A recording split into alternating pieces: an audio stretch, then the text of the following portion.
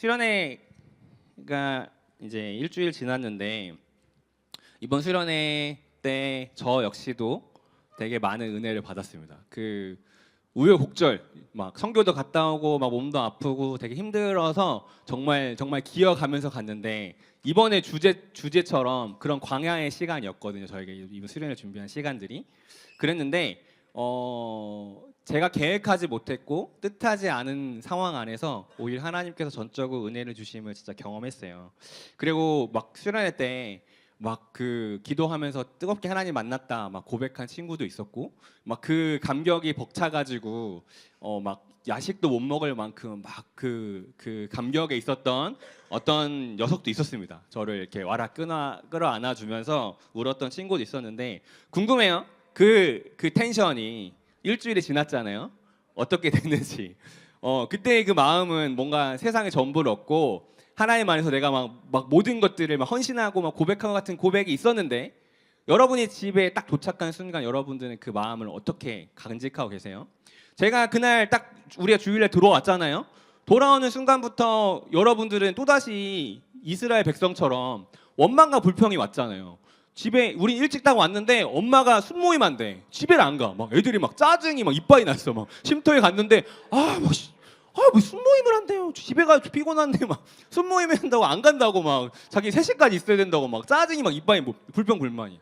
뭐 어떤 빡 누구는 뭐 들어보니까 엄마이 들어보면 그런 거예요. 엄마한테 막 짜증. 왜 안 가? 그러면 내가 엄마가 택시를 불러줄게. 택시를 타고 동생이랑 가라고 막 이러면서 짜증을 막 내면서 막 집을 갔다는 그 이스라엘 족속과 같은 그 고백들을 들으면 감격했어요. 우리는 말씀대로 살고 있구나. 이스라엘 민족처럼 하나님의 고백하지만 또다시 원망하고 불평하고 또다시 하나님의 임재를 보고 이 반복하는 거잖아요. 그 이제 목사님의 그 여러분 시대로 돌아가 보면 저 역시 그랬거든요. 그러니까 수련회 끝나고 집에 왔는데 하나도 변하지 않는 제 모습이 너무 실망스럽고 괴로울 때가 있었어요. 또다시 우울하고 답답하고 또 지루하고 이 평범한 나의 일상은 수련회 때의 그 은혜가 크면 클수록 이 갭이 너무 크니까 더 괴로운 거예요. 수련회의 감격이 클수록 내 삶 안에서 변하지 않는 이 떨어지는 추락의 높이가 더 높잖아요. 그러니까 더 힘들었던 거죠. 근데 이게 이제 문제가 뭐냐면 그 다음 수련회까지 영향을 줬어요. 그 다음 수련회에 가면 점차 제 마음에 이런 것들이 들어오는 거예요. 어떤 거냐면 마치 사탄이 저에게 속삭이는 것 같았어요. 그 다음 수련회에 갔어요. 뭔가 하나님이 내 마음을 또 막 두들기는 것 같은데 내 안에서 저지선이 생기는 거예요. 뭐냐면 이런 거예요. 야, 너 생각해봐. 너 지난번 수련회 때 네가 하나님 앞에 네 삶을 드리겠다고 고백했잖아. 막 울면서 기도했잖아. 근데 너 어떻게 했어?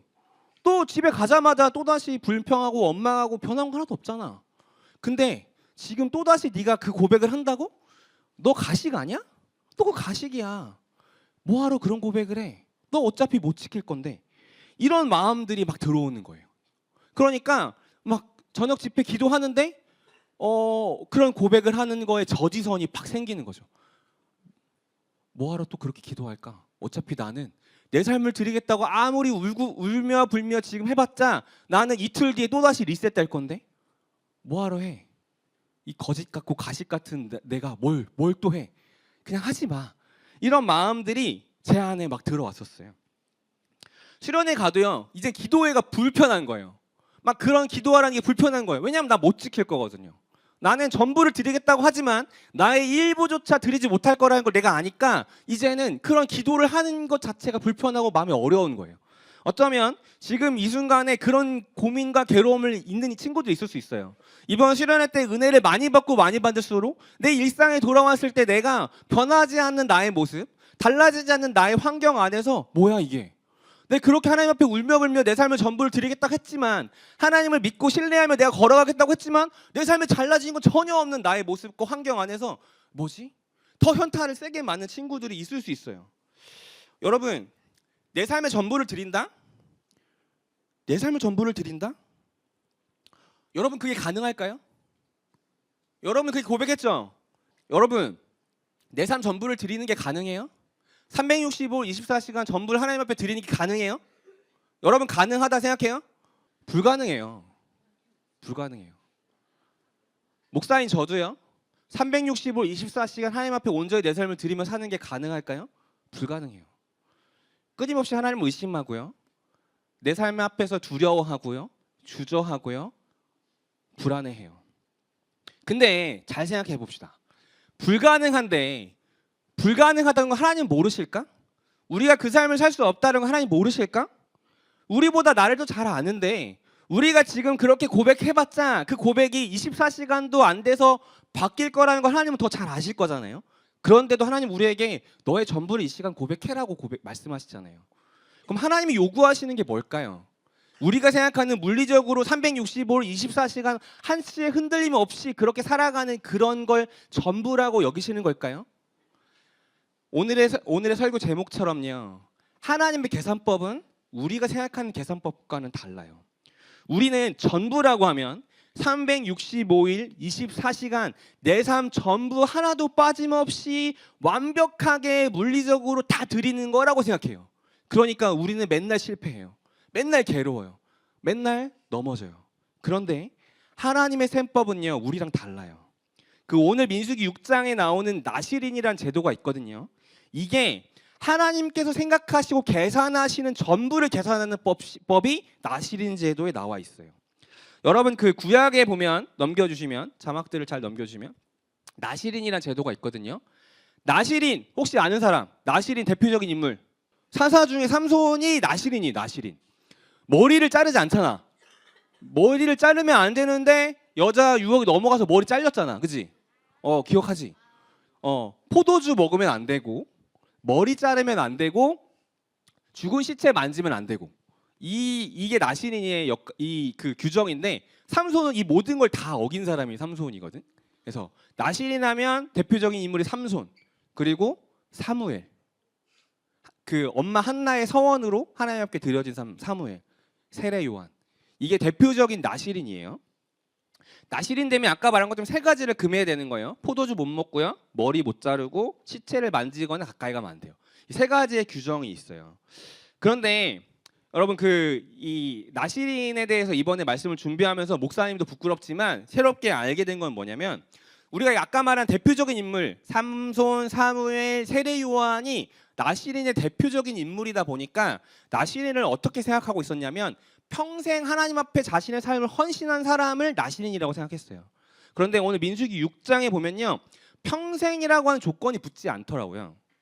나실인은 평생 하나님 앞에 이렇게 포도주 못 먹고 머리 못 자르고 시체 못 만지는 사람이 아니에요. 나실인은요. 오늘 본문 4절부터 12절까지 띄워줘 보세요. 다 보면 이렇게 나와요. 나실 사람으로 헌신하는 그 기간에는 이라고 나와요. 5절로 넘겨주세요. 반복해요. 계속 5절. 나실 사람으로 서원하고 헌신하는 그 모든 기간에는 6절 넘겨주세요. 6절. 나 주에게 헌신하기로 한 그 모든 기간에는 8절. 헌신하는 그 모든 기간. 그러니까 헌신하기로 한 모든 기간. 그 다음에 12절 보세요. 결정적으로 말하죠. 헌신하기로 작정한 기간. 13절 또다시 반복해요. 헌신하기로 작정한 기간이 다 찼을 때.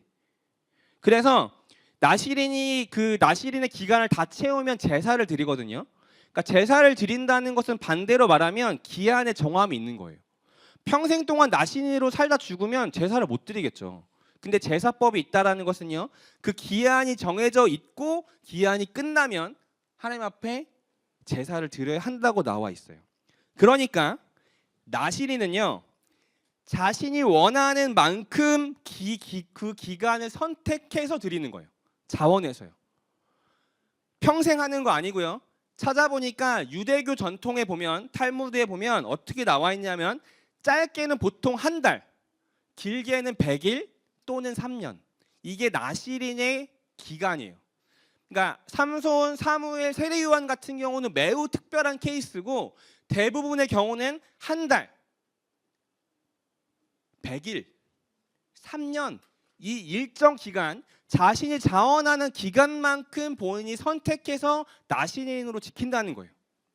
여러분이 2박 3일간 수련회를 간 시간, 일주일간 선교를 간 시간, 그 시간 지금 이때의 용어로 치면 나시린으로서 내가 헌신한 시간이에요.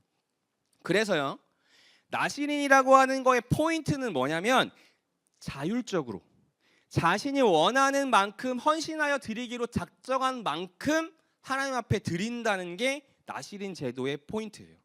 그래서 삶의 전부, 나시린은요, 삶의 전부, 내 평생을 드리는 게 아니고요, 삶의 일부를 드리는 거예요. 삶의 일부. 근데 하나님은요, 그 일부를 통해서 그 삶 전부를 받으시는 거예요. 이를 뒷받침하기 위한 근거가 레위기 2장에 나와요. 레위기 2장에 보면은 그 제사법 중에 소제라는 게 나오거든요. 넘겨주세요. 소제. 소제가 뭐냐면 소제는 곡식으로 드리는 제사예요. 곡식으로 드리는 제사. 예, 곡식으로 드리는 제사인데요.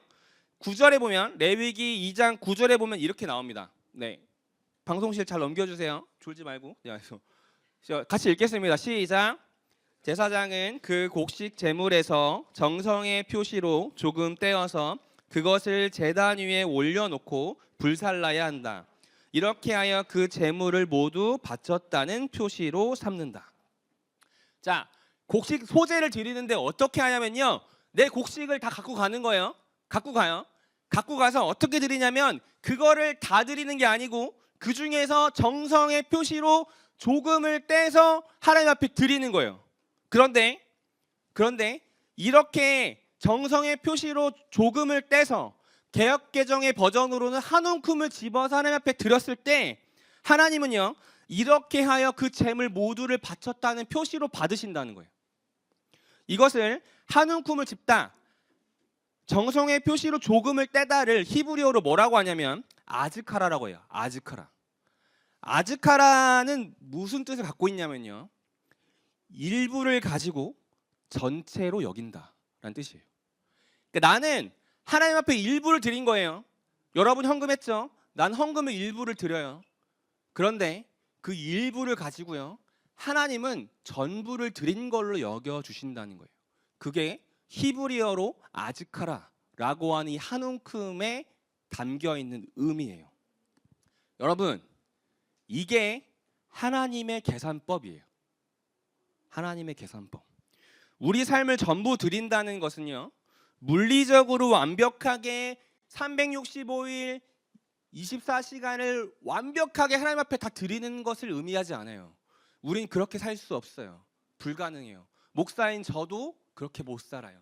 그런데 하나님은 전부를 받으시기 원하는데 그 전부는 이 개념이에요. 아즈카라. 일부를 가지고 전체로 여겨주신다는 거예요. 여기엔 조건이 있어요. 뭐냐면 인색함이 없어야 해요. 하나님 앞에서 계산하지 않아야 해요.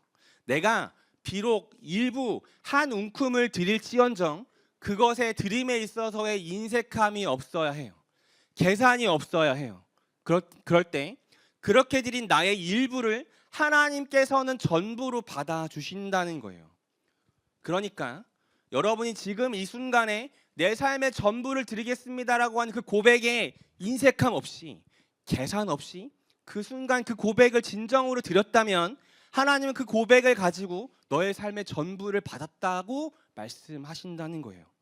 1년에 한 번, 두 번이 수련회 때만 일지라도 여러분이 계산하지 않고 인색하지 않게 하나님 앞에 여러분 자신을 드리겠다고 진심으로 고백했다면 그 고백이 지금은 뒤바뀌었을지언정 하나님은 여러분 삶의 전부를 받으셨다는 거예요. 그 순간은요.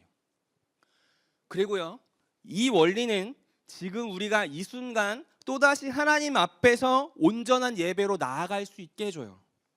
어쩌면 목사님처럼 내가 완벽하지 못하는데 어차피 지금 하나님 앞에 고백해봤자 난 또다시 넘어질 건데 뭐하러 그런 고백을 해? 그건 무의미하잖아 라는 생각이 든 친구들에게 하나님은 이 원리를 얘기해 주시는 거예요. 뭐냐면 지금 이 순간 네가 또다시 하나님 앞에 인색함 없이 너의 전부를 비록 1시간이고 30분이고 10분일지언정 진정으로 드린다면 나는 네가 지난 일주일 동안 어떻게 살았는지에 대해 무관하게 너의 삶 전부를 받는다 라고 말씀하신다는 거예요. 사랑하는 친구들, 하나님 앞에서 내 삶을 드린다는 고백이 쓸데없는 거 아닐까? 지키지 못하는 고백인데 내가 그 고백을 하는 게 무슨 의미가 있을까? 라는 고민을 하며 이 자리에 온 이들이 있을 수 있습니다. 그러나 하나님은요, 또다시 이 순간 우리의 전부를 원하세요. 인간의 기준에서 완벽한 365일이 아니라 지금 이 순간에 아득하라. 여러분이 자원하며 인색함 없이 계산함 없이 하나님 앞에 하나님은 내 삶의 주인입니다 라고 하는 그 고백을 원하세요. 그리고 여러분이 그 고백을 이 순간에 할 때 하나님은 여러분의 그 일부를 가지고 여러분 삶 전부를 받으신다는 것입니다. 사랑하는 친구들, 그리고 우리 쌤들, 이 순간 하나님 앞에 여러분 전부를 드리시기 바랍니다. 아멘. 이전의 고백으로 머물러 있지 마시기 바래요. 앞으로 이 고백이 또 지켜지지 못할까봐 주저하거나 두려워하지 마십시오. 그냥 하나님이 원하시는 건 지금 이 순간이에요. 하나님의 말씀 앞에 여러분이 반응한 이 순간이에요. 이 순간 여러분이 또다시 과거 내가 어떻게 했는지, 미래에 어떻게 할지 생각하지 말고 지금 이 순간 하나님 앞에 또다시 여러분의 전부를 인색함 없이 드리십시오.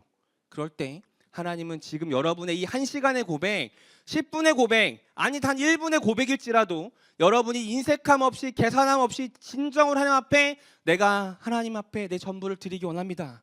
주님은 내 삶의 전부이십니다라고 고백한다면 그 일부를 가지고 여러분 삶 전부를 받으실 것입니다. 아멘.